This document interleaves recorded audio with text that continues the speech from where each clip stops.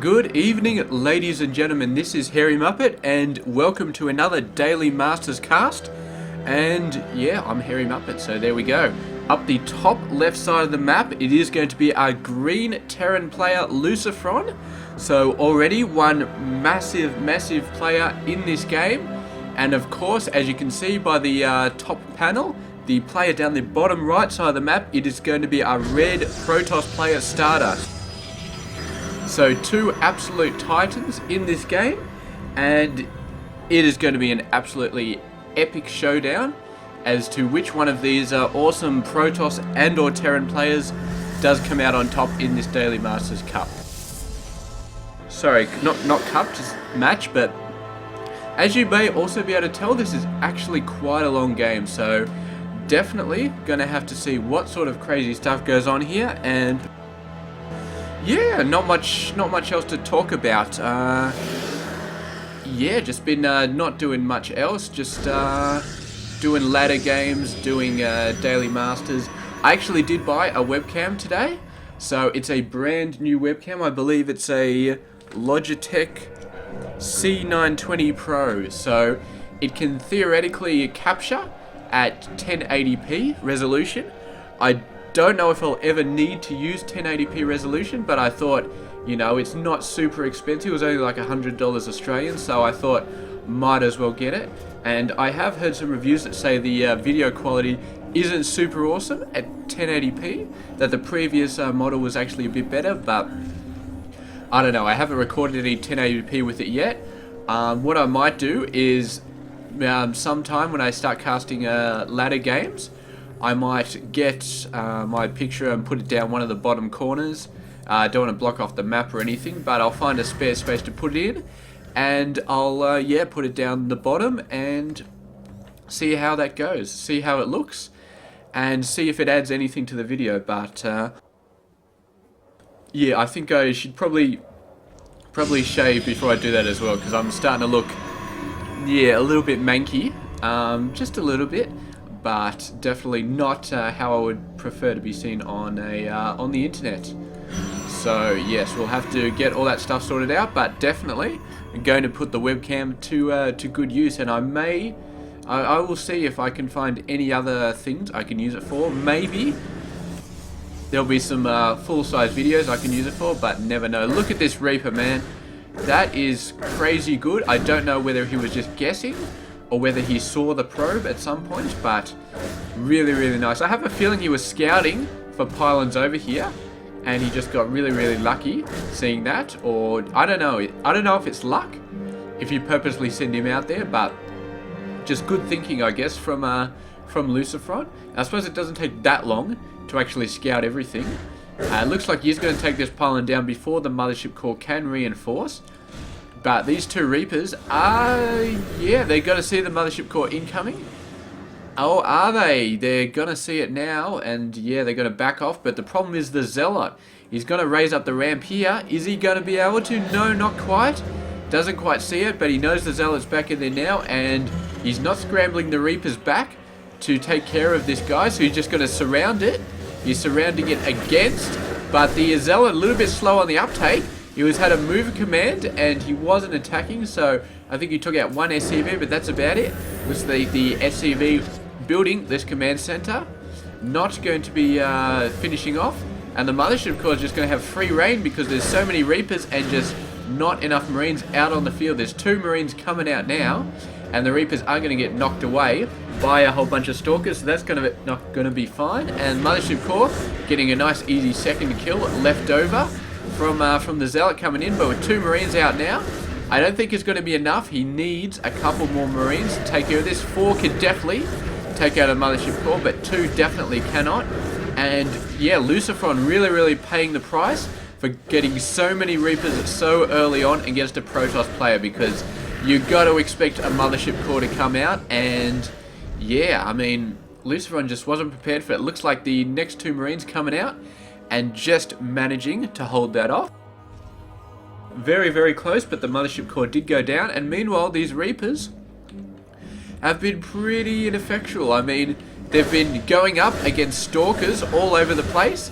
And, I mean, one Reaper has about 4 kills, so I've got to say that's pretty good. But, yeah, they've been really having to micro hard to stay alive and still take out the Stalkers, because Stalkers are just so good versus the Reapers. And now he's got the Mothership Core. He's going to be pushing out all the way, just taking these guys back quite a bit. And yeah, LucifroN still managing to get his expansion up without too many problems. Same as Stardust. Stardust not in any real danger of losing that to the Reapers. I think it'd probably take them like 10 minutes to actually kill a building like a Nexus, even if they were given the chance to do so.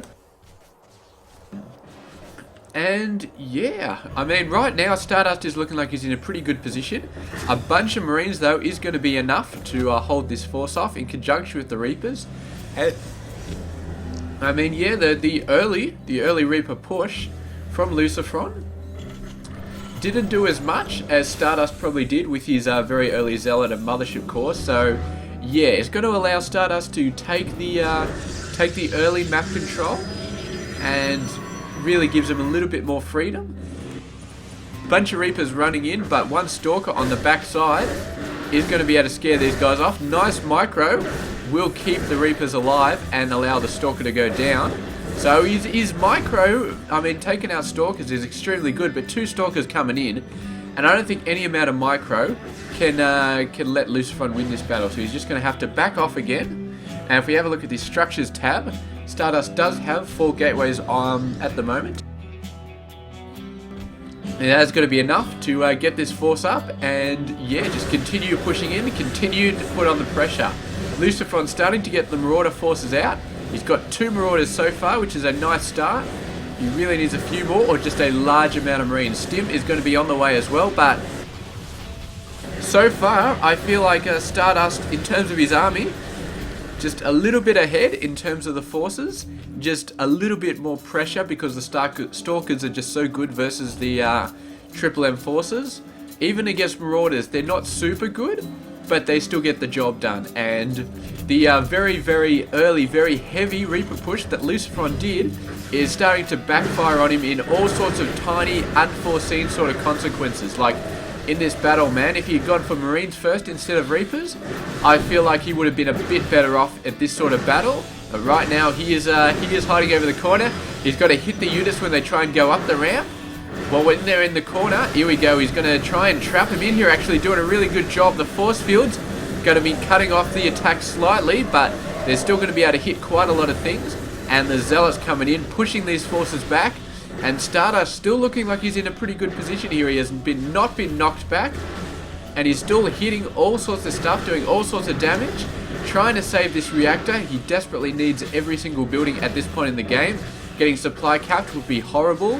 Losing this reactor as 1 less Marine is also be horrible. And yeah, he's going to go for some sort of flank on both sides, but Stardust continuing to pop in guys continuously, and you can see he's building 3 more gates off only 2 bases. So he's going for the 7 gate or the 8 gate, I'm not sure how much it is, 7 gate.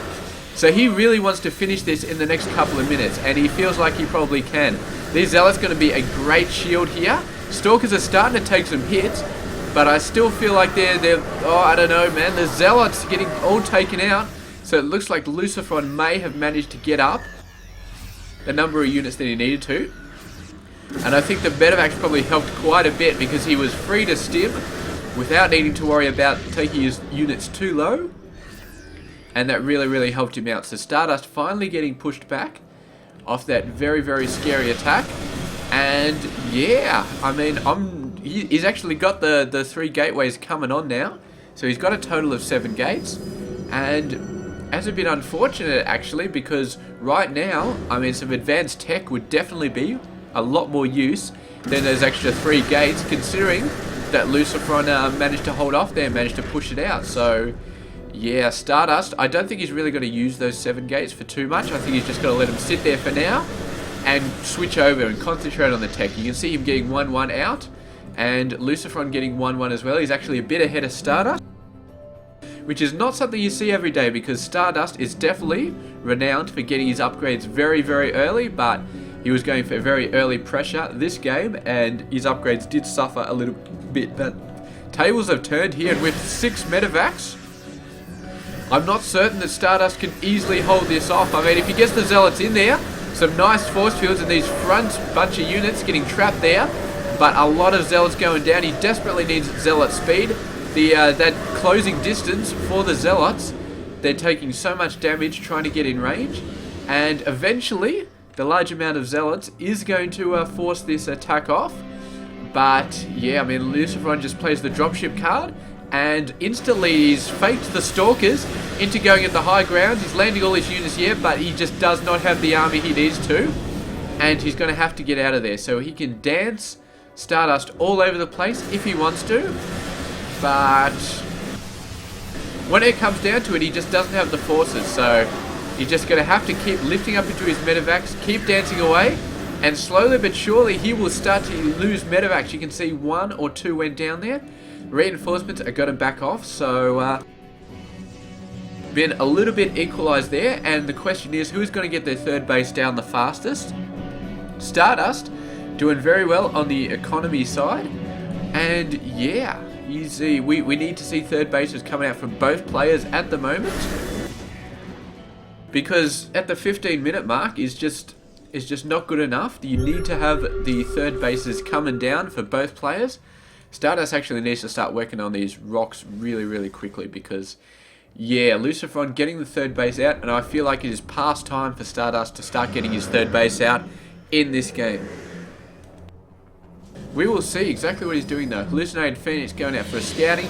He's got his tech up though. He's got the whatchamacallit, the Storm, and that's got to be really, really good. But he's got to be thinking, and he hasn't even taken out these rocks. So I'm starting to worry about Stardust a little bit in this game. I feel like he's he should expand right now, and he's not on it. I'm not sure if he wants to sort of shoot for storms really, really fast and then do some sort of decisive attack, but trying to do anything off 2 bases at the 17-minute mark. Alright, so here he goes. He's going for the third base over there. Cancelled, unfortunately. So not at all good for Stardust.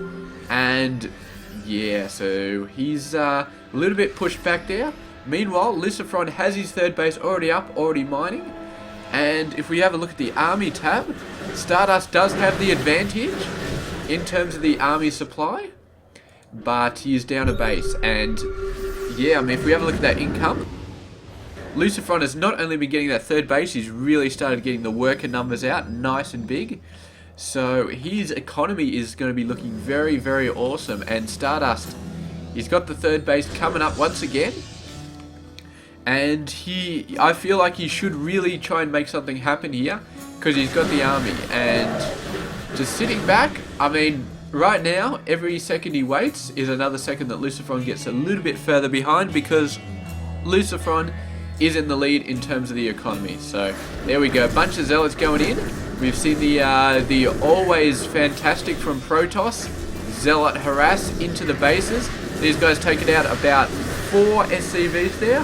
3 or 4, something like that. It's a really, really nice job there. And if he does a really, really good job, he can actually use those Zealots to pull the army away from positions that he wants to attack. So he could send 4 or 5 Zealots in here, and boom, then attack this with the full might of his army and just take them all out. But right now, LucifroN doesn't have to run too far to get between the second and the third, but when a 4th base comes over here, that tactic is just going to be super awesome. Some nice storms coming down, not really hitting too much though, and the High Templars do have to worry about being sniped. One of them goes down, hoping, and he gets a nice storm off, but only just skims the edges, and he's got so many medevacs, I really don't think it matters. And yeah, very, very heavy Zealot army for Stardust so far in this battle. He's actually getting 3-3 on the way. Terran player getting 3 weapons, not 3 armor yet. But he's going to be a little bit behind Stardust upgrades, and Stardust really, really fallen back. He had 2 High Templars, no Colossus, and the High Templars just got sniped. So he had to get out of there. He no longer had the tech to really hold that off. And LucifroN, with his ghosts, he hasn't really got any Vikings out. He's not expecting any Colossus anytime soon, obviously, but a couple more High Templar, and he's going to have to get some nice hits to really make up for this very, very scary looking army coming out here. And the Zealots really coming out, providing a very, very nice shield. Trying to get some EMPs down, maybe a couple of snipes. But so far, the Zealots really hemming these guys in. And the Storm's doing a great job at sort of taking them down. But he hasn't really hit any really nice Storms direct center on this Terran just ball. LucifroN he's got a sixth sense when it comes to dodging the Storms. He knows when the Storms are about to come, and he just sort of dodges out of the way. So really nice. He might get a nice Storm there, and just after, LucifroN did a massive stim there, an absolutely massive stim, and the Storm landed half a second afterwards, and he lost so many units doing that. So now he's going to have to run, and Stardust suddenly, in a fraction of a second, is back in the lead, I feel like. Well, maybe not in the lead, but he's definitely not in any danger of LucifroN overwhelming his third base anytime soon. So yeah, I mean, the Storm and the Stim together, just not good for LucifroN at all. He's going to have to really macro up hard to get back off that. But the problem is, Stardust has 3-3 already, and 1 shield's on the way. LucifroN is just about to get 3 weapons, but his 3 armor is quite a long way away. So it's Stardust definitely has the advantage right now in terms of the upgrades. Have a look at the army. He's I feel like he's got a little bit more advanced tech, but in terms of just pure army, he's definitely behind. There's going to be a ton of Marines coming out there for LucifroN. So that's a pretty scary amount, but a lot of ghosts actually, 11 ghosts. That is quite scary, although 8 High Templar for Stardust. If he keeps them alive, this is going to be a Storm drop. Oh, it's so good, it's so beautiful. And a Storm does actually kill SCV as well. Looks of it, I wasn't 100% sure of that, but it does look like a single Storm. If the SCV stays under it for the entire duration, they will die. So looking at the income, Stardust definitely evening out that income advantage, and yeah. So here we go, some excellent scouting from both players. I don't know if LucifroN scouted this, or he just knew the time was coming, because as soon as I feel like that's the first Colossus, as the second Colossus coming out, we start to see Vikings out on the field, and that's actually the second wave of a Viking, so the timing could not be more perfect for LucifroN to get his Vikings out.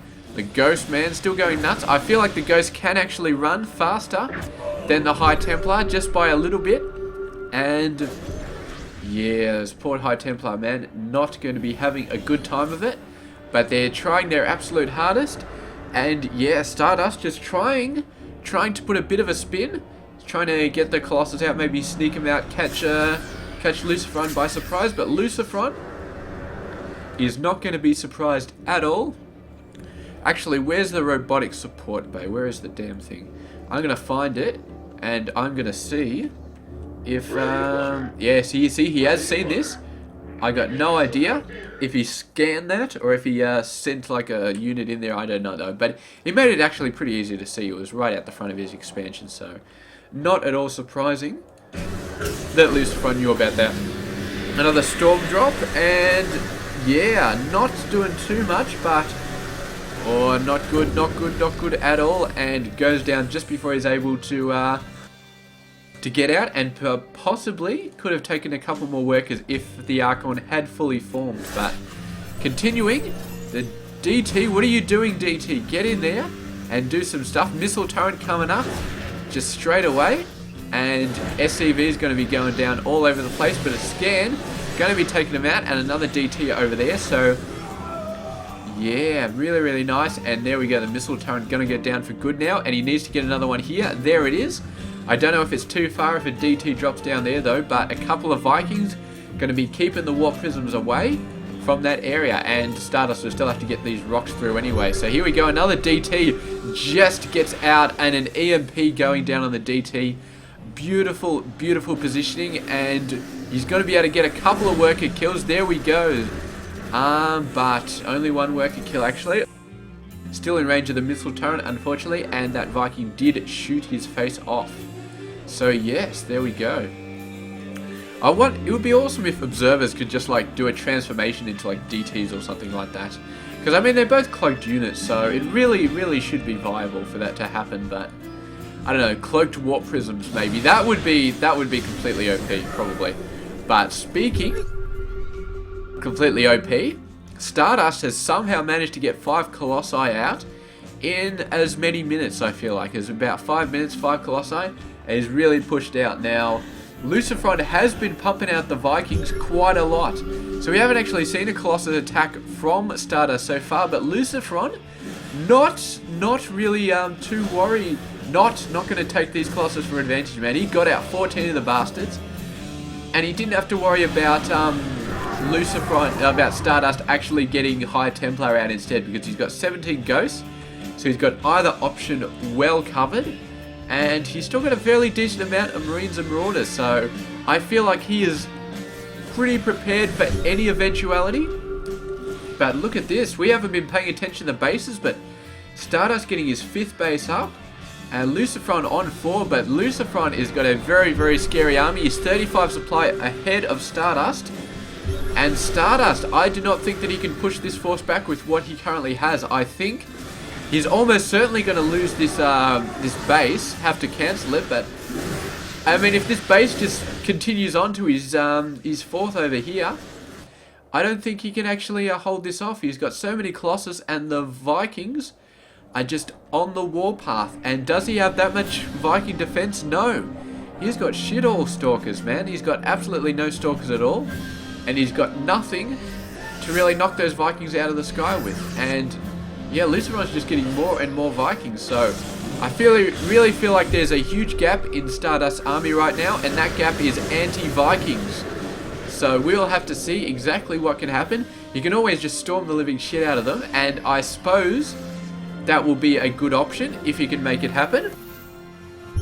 But of course, with so many ghosts on the mix in the Terran army, it's always a bit dicey to rely on your High Templars getting down what they need to do. And look at these guys, man. They're just topping out the side, maybe hoping for a flank if LucifroN moves in there. But LucifroN not taking the bait quite yet. He's going to play it a little bit safe. He's got his own 4th base. Here's a 4th base. I thought he was building a 5th base at one point. There we go. A couple more command centers going down. So he's looking to aggressively expand as well, I feel like. And yeah, man, just going on and doing some stuff, and the Colossus taken out, but it looks like we might be seeing an engagement here. Vikings just doing a bit of a scout, actually. They don't see any Colossus, so they're just going to be scouting instead. The Colossi moving out here, and these Vikings, this could be really awesome, but they are going to get scared off by the Stalkers, and blink on these Stalkers. They could do a really good job, but I feel like there just aren't enough Stalkers, considering how huge the Viking numbers really are. And yeah, trying to get some feedback, I feel like, on these guys. I think a couple of ghosts did die there, but yeah, I mean, LucifroN can afford to lose ghosts more than Stardust can afford to lose High Templar. And a couple more storms going down there, so Stardust actually doing a really nice job of keeping the worker numbers down for LucifroN. You can see 40 under 56. And the High Templar is doing a great job, the DT is doing a great job, and of course the Zealot's doing a great job. And we will see if that'll help him overwhelm what I believe is a superior army composition from LucifroN, because the Stardust is maxed out, LucifroN is not. I feel like he can max out very easily, but yeah, I mean, Stardust is banking the minerals and LucifroN is not, and if Stardust can make this work, then it's going to be all tea and biscuits. But otherwise, I feel like these Colossus are not going to be well enough defended. I mean, if he gets off some nice storms on the Vikings, those were some beautiful storms, man. That was some of the most perfect storms I've ever seen. LucifroN just was not expecting it. He does a very good job usually of scanning in advance of his army to catch that out, but he did not catch that out at all. And the storms going down in his forces, just so bad. He didn't actually lose any units, so Medevacs healing these guys up is going to be fine. But yeah, the forces coming down here, so they've got a bit of a gap there, a bit of more freedom, having forced that force back quite a bit. And you can see the Marine coming out in front, And the High Templar coming in from the flank, and that is beautiful. And the Vikings, smelling blood, going to go in there. And suddenly Stardust is starting to realise, hang on, he's got a fuckload of Vikings. There's probably more Vikings than he expected. And yeah, you can see he's going to go into some heavy anti-air tech. Going for a couple more Archons, I feel like. And yeah, he's going to be targeting those guys with the Storms, absolutely 100%. The High Templar lagging behind. I feel like they've just got the worst movement speed out of any unit in both of these armies. It's really, really bad, especially when the Ghosts are chasing them. And the High Templar, they're in a great position, but Stardust wasn't quite paying attention, and they could have got some beautiful Storms off on the Ghost, but yeah, that split second, he was worrying about this, I feel like, putting some Storms down there. And it almost seems like Stardust is running. He's just running away. He's trying to get a good position to try and hit those Vikings before the Vikings take out the Colossus, because he's top heavy. He's very, very top heavy in this army right now, and by top heavy I mean he's got a lot of Colossus. He's really banking hard on the Colossus, but the Colossus are just getting shredded so badly here. He's got some beautiful Storms off on the Vikings, but just so many Colossus going down, and the rest of the army going down as well. The Colossus did a great job at taking out everything but the Ghosts. The Ghosts were all cloaked, and I don't know, LucifroN must have sniped out whatever observer was up there really, really quickly, because those Ghosts did not get hit at all by the Colossi. So yeah, there we go. The Ghosts surviving. A little scratch of Vikings surviving as well. Not very many. The Storms did a really, really great job, as did the Stalkers, in taking those guys out. Oh, look at this High Templar, man. He's so slow. He's so freaking slow. And the Ghost getting one snipe off on him, but not quite finishing the job. And both players just continually trying to expand up on the top side. I don't know if LucifroN ever tried to do it, but I think he might have tried this at one point. And LucifroN going in here with straight up Viking, Ghost, Medevac. And the DT's coming out, going to try and hit a few of them, but oh, here we go, beautiful Storms. He really went crazy on the Storms, but the Ghost dodged most of them. Can he get some more Storms out? He doesn't quite have the energy. The High Templars go down. And yeah, I don't know, man. There's just too many Ghosts, and I don't know if he has the force. He's got a decent amount of Colossi. If the Colossi survive, then yeah, I feel like maybe he can make something happen there. But two more Vikings coming up, and the Stalkers having quite a lot of problems taking the Vikings out, because of course they are all dead from these Ghosts and these emergency Marauders that he's managed to build up. So Marauders taking out the Stalkers. He knows what the real threat is. He knows that the Colossus are the threat. To take them out, he needs the Vikings. For his Vikings to survive, he needs to take out the Stalkers. So boom, Marauders. And what a great play it is. And all the Ghosts just going in here. Ghosts just so good. When there's nothing else on the field, Ghosts are just so good. And a couple of Storms coming out, just softening these guys up. But LucifroN has so many medevacs that, I mean, unless you kill the units with Storms, it really just doesn't even matter anymore. And there we go. Going to be finishing off the game. LucifroN taking an awesome, awesome victory there. And Stardust just really, really having a good go of it. But, well, once again, just LucifroN just anticipating exactly what Stardust was going to do, because it really is the Terran's play to counter the Protoss. When you're playing generally it's the Terran's job to counter the Protoss.